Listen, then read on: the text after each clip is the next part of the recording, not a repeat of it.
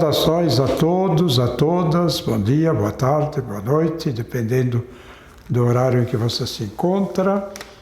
Estamos juntos com os romanos, lendo a carta que Paulo escreveu a eles, numa reflexão bastante densa, bastante profunda de Paulo, numa síntese de tudo aquilo que ele experimentou, uma síntese da sua teologia, que ele começou lá na carta aos Gálatas. Se a gente lê a carta aos Gálatas e a carta aos Romanos, a gente percebe muitos argumentos em comum.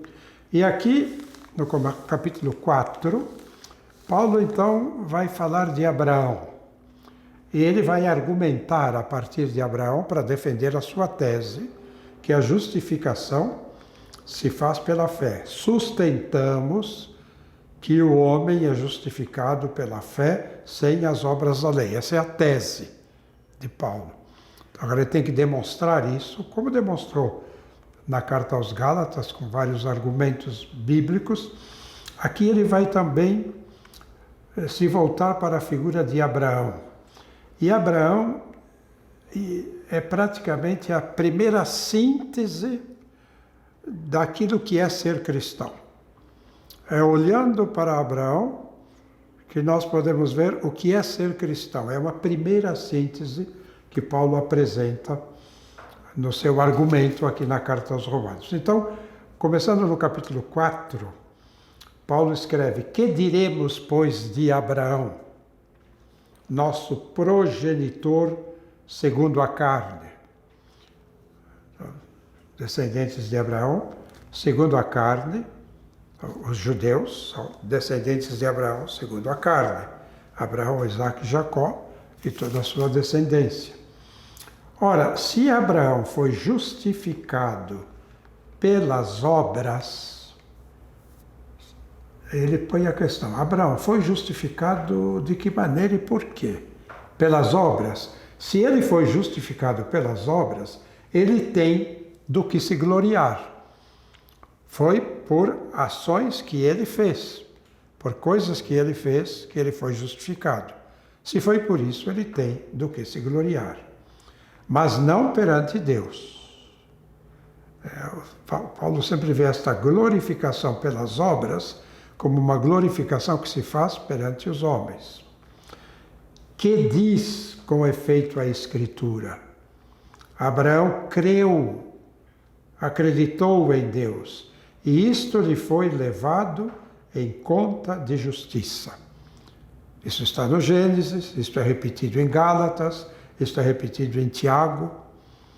Abraão acreditou em Deus, ele creu, acreditou, o verbo crer. E isto lhe foi levado em conta de justiça. Então, Abraão é declarado justo pela sua fé, por ter acreditado. É neste momento que ele é declarado justo, e não pelas obras. Ora, a quem faz um trabalho, o salário não é considerado como gratificação, mas como um débito. A quem, ao invés, não trabalha, mas crê naquele que justifica o ímpio, é sua fé que é levada em conta de justiça. Então, não é porque fez alguma coisa, porque trabalhou. Está argumentando. Ele argumenta de forma rabínica também. Mas há uma gratuidade a que ele recebeu, não foi por trabalho contratado, alguma coisa voluntária, então ele recebeu uma gratificação. Recebeu de graça. Como, aliás, também Davi proclama a bem-aventurança do homem a quem Deus acredita a justiça, independentemente das suas obras. É isso que Paulo está tentando mostrar, que não é pela ação feita, pela obra feita, que Abraão se justificou, mas pela sua fé. E diz Isaías, no Salmo 32, bem-aventurados aqueles cujas ofensas foram perdoadas, cujos pecados foram cobertos. Bem-aventurado o homem a quem o Senhor não leva em conta o pecado. Há aqui expressões de gratuidade. se há algum trabalho feito, no caso citado de Abraão, é um trabalho feito não por contrato trabalhista, mas por vocação. É diferente, você faz alguma coisa por vocação. Você se sente chamado àquilo, você faz na gratuidade. Conversando esses dias com uma senhora que se sente muito sozinha, o marido morreu, os pais morreram, os filhos morreram ou se foram também para outro lugar. E ela mora sozinha, está bem, tudo. E eu disse a ela, olha, nós temos na igreja muita gente que vive uma vida eremítica, uma vida sozinha, e sabe, não são isolados, eles sabem preencher o seu tempo, sabem preencher o espaço no qual estão e vivem uma plena vida de união com os outros, de união com Deus. E ela disse, sim, isto é uma vocação. Isto é uma vocação. O meu caso, eu posso transformar a minha situação numa vocação, mas a minha vida foi outra. Então, lembrava todos os irmãos, os filhos, e de repente está sozinha. Ela não entrou no mosteiro cartucho para viver a vida eremítica.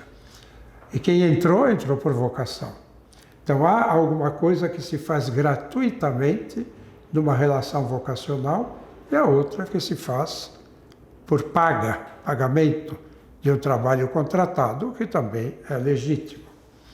Se esta bem-aventurança de Davi é somente para os circuncisos, a pergunta, esta bem-aventurança é somente para os circuncisos ou também para os incircuncisos?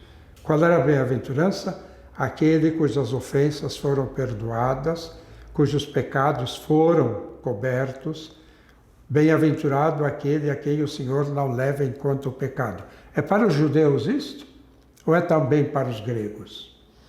Dizemos com efeito que para Abraão a fé foi levada em conta de justiça. Mas como lhe foi levada em conta de justiça? Estando circuncidado ou quando ainda era incircunciso? Então, Abraão foi justificado depois da circuncisão, obra da lei, ou antes da circuncisão?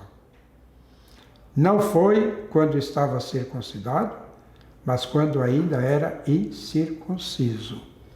E recebeu o sinal da circuncisão como selo da justiça da fé que ele tinha quando incircunciso.